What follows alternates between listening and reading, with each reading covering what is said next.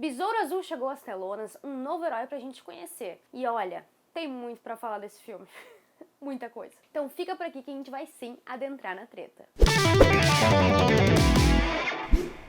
Então, eu queria começar comentando sobre a questão dos trailers. Assistindo eles, eu virei nariz, fiquei indiferente.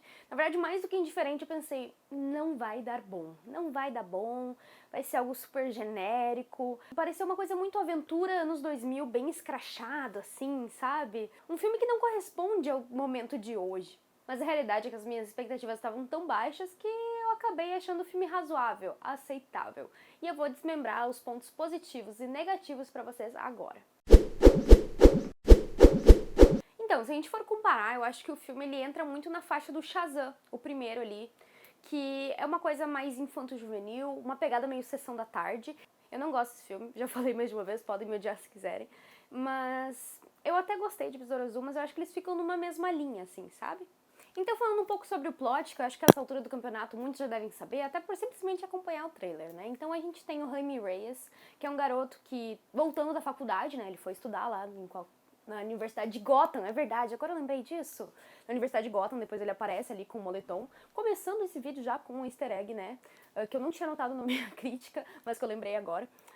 Ele foi estudar em Gotham, porque ele aparece numa cena conversando com o pai dele, com o moletom Gotham.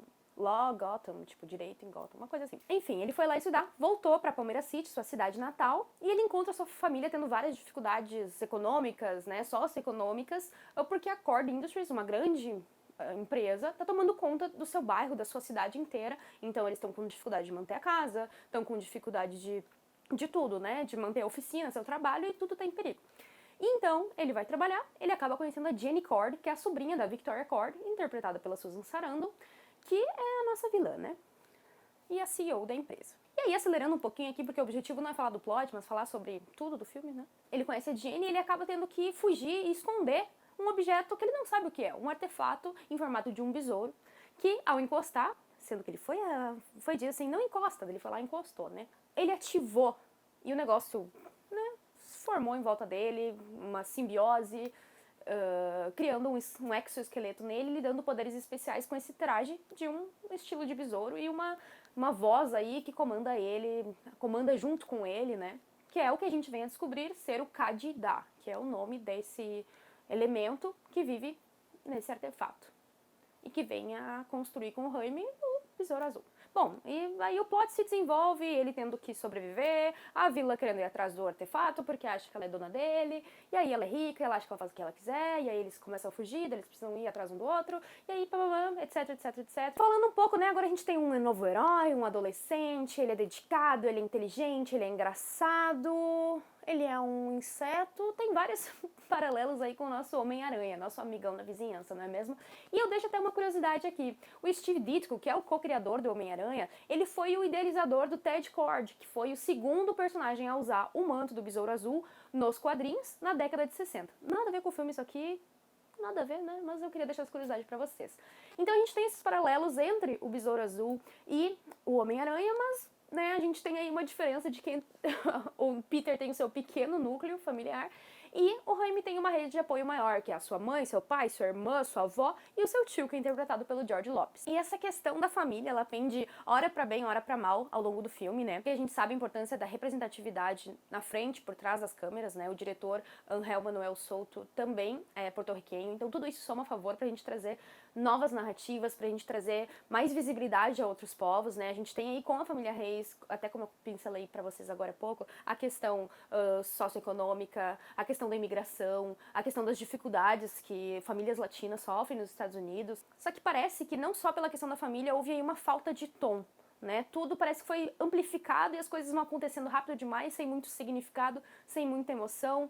Às vezes as coisas são jogadas na tela, e em específico sobre essa questão da família, às vezes parece que ela é, como eu falei, amplificada, assim, sabe? Por vezes caricata demais, sendo que podia ter um pouquinho mais de sutileza nisso, justamente para trazer essas pautas importantes e conseguir se relacionar com o público. Mas sim, eles são legais, eles são divertidos, tem momentos engraçados, é uma parte importante da história, mas eu acho que a produção entregou algo um pouco fora de tom.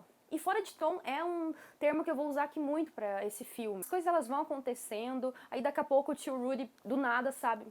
Eu acho que a personagem da Jenny foi meio jogada na tela, não gostei muito da introdução dela. Aí daqui a pouco o tio Rudy, ele magicamente sabe como pilotar uma máquina misteriosa dos anos 80, que tem uma tecnologia que ele não conhece, só porque ele mexe com outras tecnologias, como se fosse simples assim. E aí também, por exemplo, eles deixam uma adolescente sem nenhum preparo se jogar numa fortaleza cheia de vilões armados. É como eu falei, às vezes uma sensação muito sessão da tarde, assim, muito de qualquer jeito, muito pouco levado a sério. E agora eu vou dar um pequeno spoiler, tá?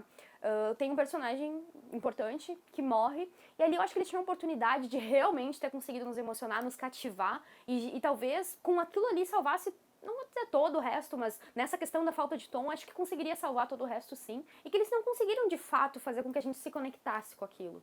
Então a gente tem depois um momento do Jaime encontrando essa pessoa, que eu não vou dizer quem é o personagem, né, no além, né, que a gente tem isso muito em filmes, né, vai morrer, mas não morre, volta, não é teu momento. Então a gente teve esse momento ali que, mesmo sendo um momento muito utilizado, um formato muito utilizado, poderia ter sido, assim, aquele de se debulhar em lágrimas, né. Eu sempre me lembro do exemplo do Deadpool 2, que a gente tem aquela cena que ele encontra a Vanessa ali, eles estão no apartamento deles, é o momento perfeito, tá tocando Take On Me do A-ha numa versão acústica super triste, e assim, é Deadpool, é um filme abobalhado, um cara que não se leva a sério, mas aquela cena é emocionante, né? E uma referência mais recente ainda, a gente teve agora o Guardiões da Galáxia, volume 3, que foi assim, ó, e que nos mostrou que tem como gerar emoção com CGI, VFX, sei lá o que, né? E num filme também, que é repleto de animação, que é de super-heróis, tem essa pegada mais divertida, mas que consegue nos cativar muito e nos emocionar. E com isso, também a gente não tem nada que se destaque. Todos os personagens são medianos. A gente tem a Susan Sarandon, né, uma baita atriz, que basicamente ele tá desperdiçada, não é nada demais, né, com a sua Victoria Cord, que não tem que também não conseguiu gerar essa conexão, porque a gente não entende a motivação dela. A gente descobre, basicamente, pelas falas da Jenny e por outros momentinhos ali, por que ela está fazendo o que ela está fazendo, mas nada por ela, não tem aquele momento dela brilhar e a gente conseguir ver ela como uma vilã respeitável mesmo, né? Há muito tempo agora muito tempo agora é legal, né? Mas há muito tempo agora se fala sobre essa importância de a gente ter vilões que, por mais malvados e cruéis que sejam, que a gente consiga entender o propósito deles, né? Eu não vou nem colocar o Thanos, porque ele é um vilão de uma saga inteira, mas o Killmonger, por exemplo, né? Um vilão de um outro filme de origem de um super-herói que, mesmo sendo errado, sendo do mal, né? A gente consegue entender a motivação e o propósito dele. E nesse sentido, até o Minion lá, a Carapax, que é quem veste o traje, de fato luta com o nosso Besouro Azul, ele é, mesmo com sua narrativa previsível, ele conseguiu ser um pouco melhor ainda do que o personagem da Susan Sarandon. O nosso Zolo Maridueña, nosso protagonista, né, que esteve em Parenthood, em Cobra Kai, ele tem potencial. Ele é um garoto legal, bacana, bonitinho, simpático, mas não brilhou, sabe?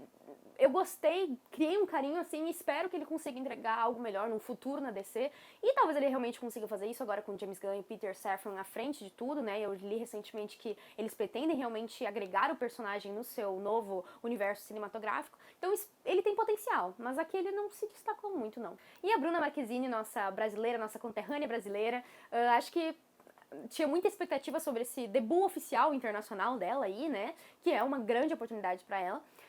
Eu acho que pra mim ela foi quem eu mais gostei, assim, né? Talvez até por, né, Bruna. Eu quero querer gostar dela. Eu quero gostar dela. E eu acho que ela foi bem.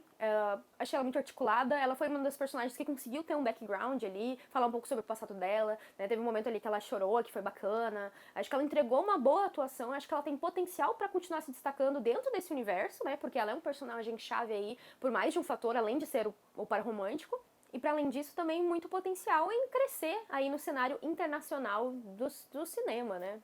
Talvez criando futuramente uma carreira ao estilo do Rodrigo Santoro. Não estou comparando, só estou desejando que isso aconteça.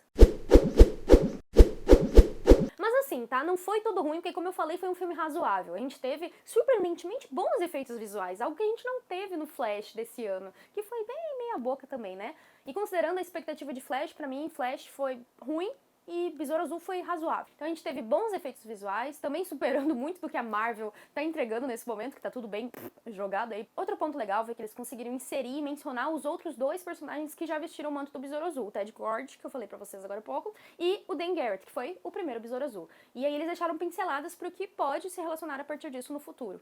numa vibe do que a gente viu aí lá nos Vingadores, com o Hank Pym e o Scott Lang como o Homem-Formiga, né? A gente teve uma situação mais ou menos assim. Outra coisa legal também é que eles não optaram pelo plot de destruição total do mundo, salvação total do mundo. Não, o plot realmente é focado ali na questão desse novo herói e do núcleo familiar, de um salvar ao outro, né? Que foi uma boa escolha, ao meu ver. E com tudo isso, talvez pela minha expectativa que era bem baixa, o filme não foi tão ruim quanto ele poderia ser. Pra mim, ele não é o pior da DC, e ele tem potencial pra continuar aí, num futuro, se destacando um pouco mais. É um personagem bacana, já acompanhando nos quadrinhos e nas animações, é um personagem bacana sim. Então vamos ver o que o futuro reserva. Vale a expectativa, sim, pra um futuro.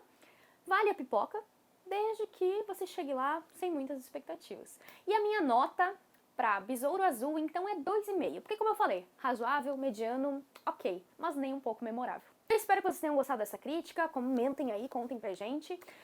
Vamos ouvir também o que vocês acharam do filme, quais são as expectativas do filme, você pode discordar de mim ou não, né? É a minha opinião aqui. E fiquem de olho nas nossas redes sociais, continuem nos acompanhando, assinem o canal, não, assina o canal e aciona o sininho, porque você sabe que a vigília não para.